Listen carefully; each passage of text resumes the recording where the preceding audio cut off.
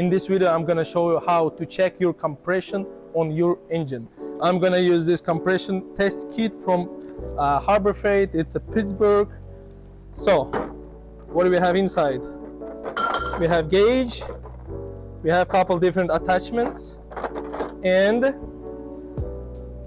so right now we are checking compression on the center. There's a 3 cylinders on the center cylinder. So I already put correct attachment here. So I'm going to put this in. Okay, now it's connected and we're gonna see. Can you crank? Okay, we're good.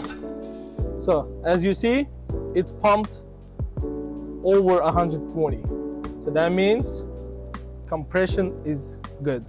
Thank you for watching. Please like, comment, and subscribe. Bye.